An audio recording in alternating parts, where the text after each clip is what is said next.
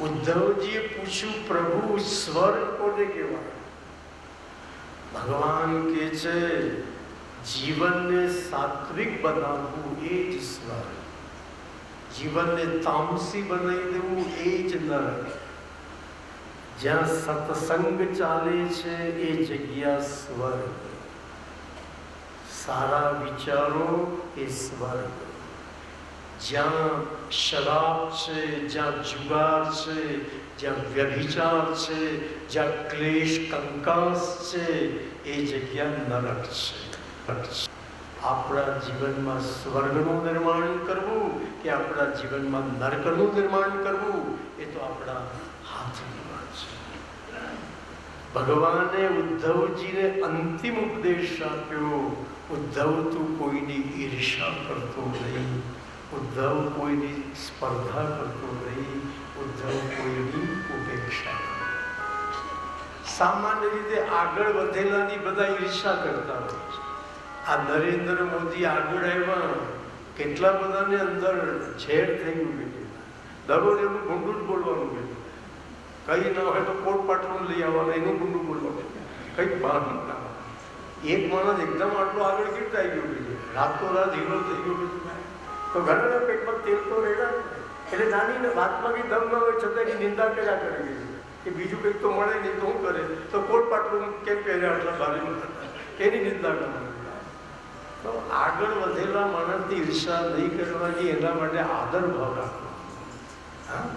સમાનની જોડે સ્પર્ધા નહીં કરવાની, સમાનની જોડે દોસ્તી બાંધવાની, જેથી સંબંધ બગડે. એક વેપારીએ બીજા વેપારી જોડે દોસ્તી રાખવી, સંબંધ નહીં કરવાનો. આપણા કરતા જે ઉતરતા હોય ને એને અડધું જ નહીં કરવાનું. જ્ઞાનમાં, સંપત્તિમાં, ઉંમરમાં આપણા કરતા બિચારા જે પાછળ પડી ગયા છે એને ક્યારે અપમાનિત નહીં કરવાના, એને હળધૂત નહીં કરવાના. એના માટે મનમાં કાયમ હમદર્દી રાખવાની, એના પ્રત્યે મનમાં સહાનુભૂતિ રાખવાની, એને બને એટલી હેલ્પ કરવાની. આ સુખી થવાનો રાજમાર્ગ. આગળ વધેલાની ઈર્ષા ન કરો, એના માટે આદર ભાવ રાખો. સમાનની જોડે સ્પર્ધા ન કરો, એની જોડે દોસ્તી બાંધો. જે પાછળ પડી ગયા છે એને હળદૂત ન કરો, એના માટે દિલમાં કાયમ હમદર્દી રાખો. આ સુખી થવાનો રાજમાર્ગ છે. ભગવાન કૃષ્ણ આ વાક્ય બહુ સરસ. ઉદ્ધવજીને પોતાની ચરણ પાદુકા આપીને વિદાય કર્યા છે. અને ભગવાનને ઉદ્ધવજીને આજ્ઞા કરી, ઉદ્ધવ આ મારી ચરણ પાદુકા લઈ તું બદ્રીનારાયણમાં જા. તો એ ઉદ્ધવજી ભગવાનની ચરણ પાદુકા લઈ બદ્રીનારાયણમાં ગયા. આજે બી બદ્રી પંચાયતમાં ઉદ્ધવજી બિરાજે છે. આજે પણ આ 5 જે અંદર રહ્યા છે ને એમાં એક ઉદ્ધવજી બી બેઠા બિરાજેલા છે.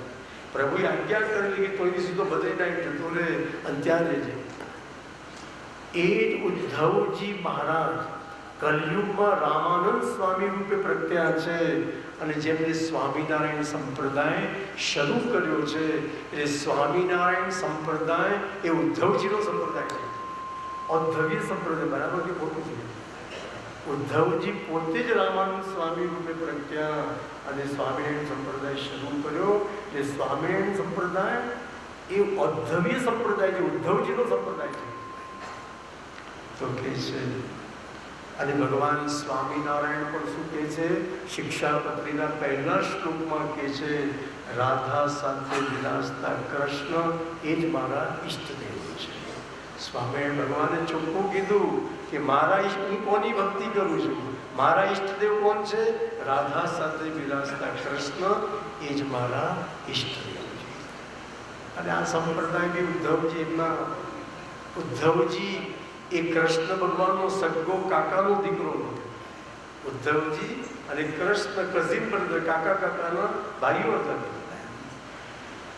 આજે પણ ઉદ્ધવજી બદ્રીનારાયણમાં બિરાજે છે.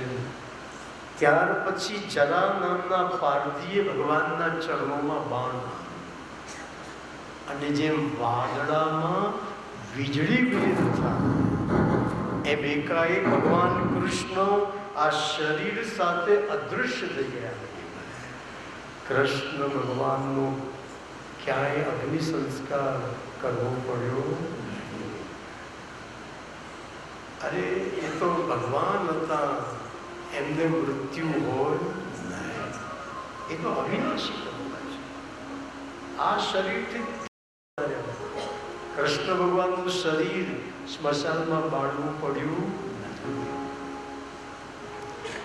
આત્માનું મૃત્યુ ન થતું હોય તો પરમાત્માનું મૃત્યુ કેવી રીતે થાય? ઈશ્વર અવિનાશી છે, જે બધે જ છે ને ક્યાંય જવાનું નથી, એને ક્યાંય આવવાનું નથી. દેવોએ ભગવાનનો જય જયકાર કર્યો.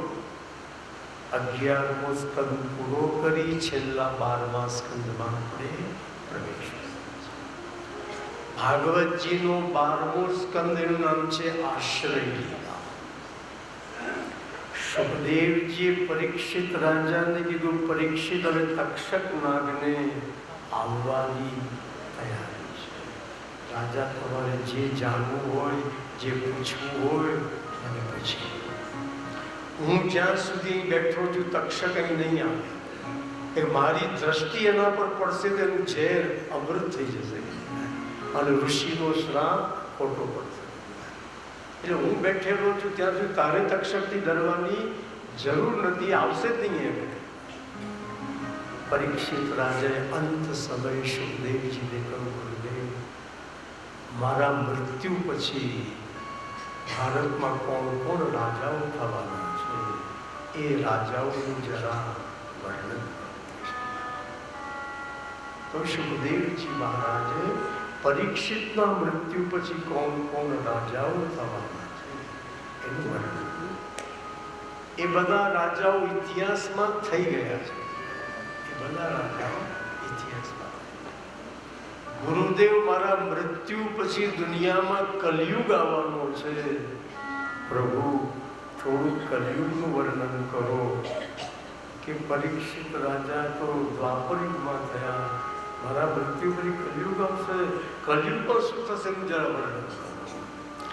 સુખદેવજીએ કીધું, પરીક્ષિત, કલયુગમાં જેની પાસે પૈસા હશે એને જ માન મળશે, એને જ ન્યાય મળશે. નાણાં વગરનો નાથીઓ નાણેલા અમને બધાને ખબર છે.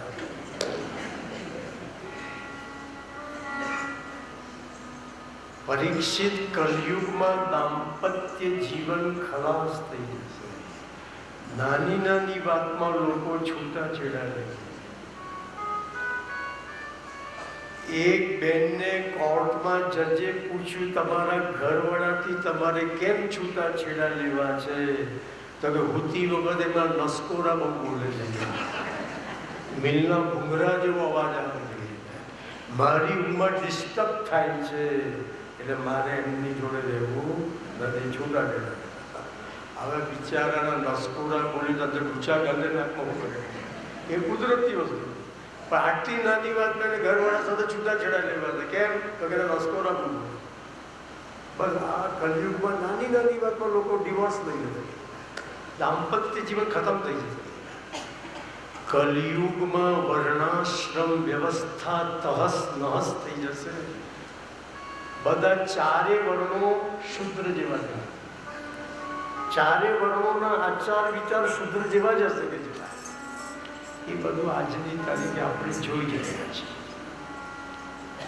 કલયુગના રાજાઓ લૂંટારા થઈ જશે. માકડ મચ્છરની જેમ પ્રજાનું લોહી પી જશે. કલયુગમાં શ્રેષ્ઠ સાધુ કોણ કહેવાશે? જેને બહુ જ દંભ, પાખંડ અને જેનું માર્કેટિંગ જોરદાર હશે, એ શ્રેષ્ઠ સાધુ ગણાશે. પછી અંદર ભલે બધું પોલમ પોલ. અને આજકાલના સંતો પણ બહુ માર્કેટિંગ કરવા લાગ્યા છે, અને માર્કેટિંગના જોડે રાતોરાત આગળ આવી જાય તમારે. તો કે છે સાચા સંતને માર્કેટિંગ કરવાની જરૂર હોતી નથી. પણ જે લોકો ધર્મને ધંધો બનાવી દેતા હોય છે એ જ માર્કેટિંગ કરતા હોય છે અને શ્રદ્ધાળુ લોકોને છેતરતા હોય છે. કલયુગમાં જ્યારે બહુ જ અધર્મ વધશે ત્યારે સંભલપુર નામના ગામમાં વિષ્ણુ શર્મા બ્રાહ્મણ ત્યાં ભગવાન કલ્કીનું પ્રાગટ્ય થશે. એ કલ્કી ભગવાન અધર્મીઓને મારી સતયુગની સ્થાપના કરશે. પરીક્ષિત મનમાંથી તો મૃત્યુનો ડર કાઢી નાખ. તક્ષક તને નથી કરડવાનો, તક્ષક તારા શરીરને કરડવાનો છે. પરીક્ષિત તું શરીર નથી, તું શરીરથી પૃથક આત્મતત્વ છે. પરીક્ષિત તું પ્રભુનો સનાતન અંશ છે. તું નિત્ય છે, શુદ્ધ છે, બુદ્ધ છે, સનાતન શાશ્વત છે. પરીક્ષિત શરીર તારું છે, તું શરીર નથી. શરીર સાકાર છે, તું નિરાકાર આત્મા છે. શરીર નાશવંત છે, તું શાશ્વત આત્મા છે. તું મનમાંથી મૃત્યુનો ભય કાઢી નાખ. મહારાજા પરીક્ષિત એમને અંત સમય સુખદેવજીએ 4 પ્રકારના પ્રલયનું વર્ણન કર્યું. જ્યારે દુનિયાનો પ્રલય થશે ત્યારે 12 મહિના નોનસ્ટોપ વરસાદ ચાલુ. જ્યારે દુનિયાનો પ્રલય થવાનું છે ને 12 મહિના નોનસ્ટોપ વરસાદ ચાલુ થશે અને એવો રોગચાળો ફેલાશે ને એમાં આખી દુનિયા સાથે સૂરજ જ દેખાય નહીં. 12 મહિના વરસાદ જ અને એટલો ભયંકર વરસાદ પડતો રહે કે સમુદ્રમાં પૂર આવે, સમુદ્રના પાણી ધરતી પર ફરી વળે, એટલો રોગચાળો આખી દુનિયા ખતમ થઈ જાય. સુખદેવજી પરીક્ષિત રાજાને નિત્ય પ્રલય, નૈમિત્તિક પ્રલય, પ્રાકૃતિક પ્રલય, આત્યંતિક પ્રલય 4 પ્રકારના પ્રલય સમજાવ્યા. અને પરીક્ષિત રાજા સભામાં ઉભા થઈ ગયા. સુખદેવજીને 2 હાથ જોડીને બોલ્યા, સિદ્ધોસ્મિ અનુગૃહિતોસ્મિ ભવતા કરુણાત્મના શ્રાવિતો યચ્ચ મે સાક્ષાત અનાદિ નિધનો. गुरुदेव आज मैं सिद्ध हो गया. पैसो મળવો, પ્રતિષ્ઠા મળવી એ કોઈ સિદ્ધિ નથી. પૈસો નાચનારીઓ પાસે બી હોય ને માફિયાઓ પાસે બી હોય. જીવનમાં પ્રભુની પ્રાપ્તિ થવી એ જ સૌથી મોટી સિદ્ધિ છે. ગુરુદેવ આપે મને કથા નથી સંભળાવી, આપે મને કથા દ્વારા કૃષ્ણનો સાક્ષાત્કાર કરાવ્યો છે. ગુરુદેવ આપે મને જ્ઞાન આપ્યું, આપે મને ભગવાન આપ્યા. એના બદલામાં હું આપને શું આપવાનો હતો? હું આપના ચરણોમાં પ્રણામ કરું છું. ગુરુદેવ મારા જેવા પાપી માણસ માટે આપે 7 દિવસનો સમય ફાળવ્યો. હું આપનો જેટલો આભાર માનું એટલો ઓછો છે. બસ હવે મને તક્ષકનો ભય નથી, કે હું 7 દિવસમાં સમજી ગયો છું કે તક્ષક મને નહીં મારા શરીરને કરવાનું છે. ગુરુદેવ આપનું અંતિમ પૂજન કરી લઉં, પછી આપને જ્યાં પધારવું હોય ત્યાં પધારી શકો છો. પરીક્ષિત રાજાએ સુખદેવજીનું અંતિમ પૂજન કર્યું. એમની ચરણ રજમાં પરીક્ષિત રાજા આરોગ્ય અને સુખદેવજી મહારાજ વ્યાસપીઠ પરથી નીચે ઉતરી ઋષિઓની સભામાં ચાલવા લાગ્યા. આખી સભાએ સુખદેવજી મહારાજનો જય જયકાર કર્યો. બોલો શ્રી સુખદેવજી મહારાજ ભાગવત ભગવાન. વ્યાસજીએ સુખદેવજીને કહ્યું, બેટા મેં ભાગવત લખ્યું ત્યારે પણ મને જે શાંતિ ન મળી એ શાંતિ તારા મુખથી ભાગવત કથા સાંભળતા મને ખરેખર શાંતિ મળી છે. મને શ્રદ્ધા બેઠી છે કે ભાગવત કથા દ્વારા આજે એક પરીક્ષિતનો ઉદ્ધાર થયો, પણ ભવિષ્યમાં આ જ ભાગવત કથા દ્વારા અનેક પરીક્ષિતોનો ઉદ્ધાર થશે. સુખદેવજીના ગયા પછી મહારાજા પરીક્ષિતે ગંગાજીમાં સ્નાન કર્યું, ગંગાજળનું આચમન કર્યું. અંત સમયે રાજા નેત્ર બંધ કરી પરમ કૃપાળુ પરમાત્માનું ધ્યાન કરે છે. તક્ષક આવ્યો, રાજાને કરડવા જાય એ પહેલા જ રાજાનો આત્મા શરીર છોડી પરમાત્મામાં વિલીન થઈ ગયો. તક્ષકના દંશથી રાજાનું પંચભૂતનું શરીર બળીને ભસ્મીભૂત થઈ ગયું. ધન્ય છે મહારાજા પરીક્ષિતને, એને જીવતા બી આવ્યું, એને મરતા પણ આવ્યું. વડોદરાની બાજુમાં નારેશ્વર ગામ છે.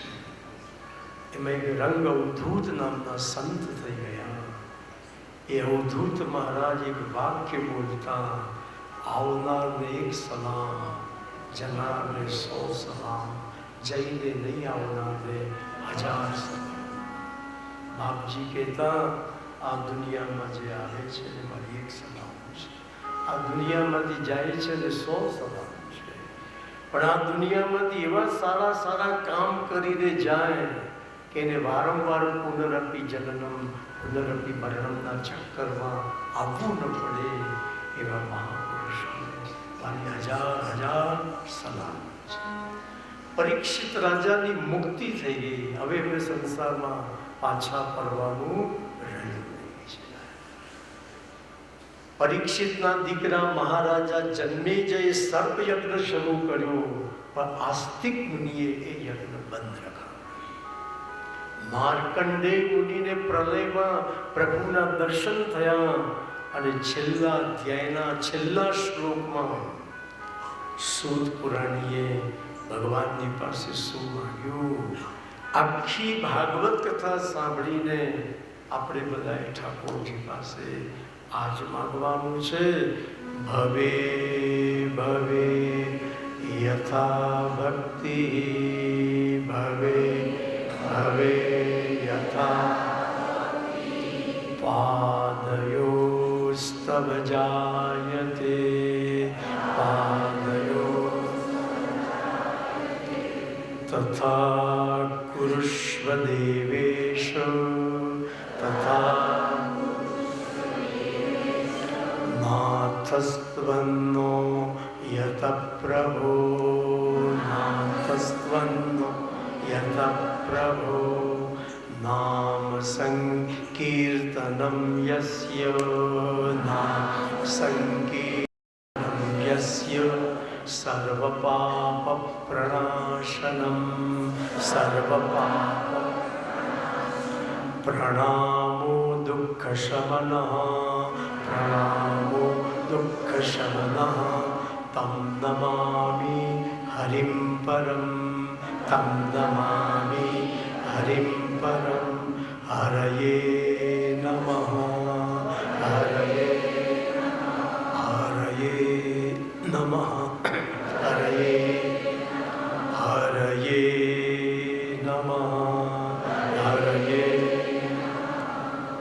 આખી ભાગવત કથા સાંભળી ઠાકોરજી પાસે અંતમાં એક જ વસ્તુ માંગવાની, ભવે ભવે યથા ભક્તિ, પાદયોસ્તવ જાયતે. પ્રભુ અમને જન્મો જન્મ આપના ચરણોની ભક્તિ આપો. અરે ભક્તિ અર્જુન પાસે હતી તો ભગવાનને અર્જુનના ડ્રાઈવર થવું પડ્યું. ભક્તિ જનાબાઈ પાસે હતી તો ભગવાનને જનાબાઈના છાણામાં બેસી વિઠ્ઠલ વિઠ્ઠલ બોલવું પડ્યું. ભક્તિથી મુક્તિ મળે, ભક્તિથી ભગવાનની પ્રાપ્તિ થાય. ભક્તિ પરમ પુરુષાર્થ છે. પ્રભુ જન્મો જન્મ અમે આપના ચરણોની ભક્તિ કરવાની એવી કૃપા કરજો. અહીં ભાગવતજીનો 12મો સ્કંદ પણ પૂરો થાય છે. ભાગવત કથાની સમાપ્તિ હોય નહીં, સારા કામની સમાપ્તિ કરવી પડે. સમાપ્તિનો મતલબ ખંખેરીને ઊભા થવું એની સમાપ્તિ નથી.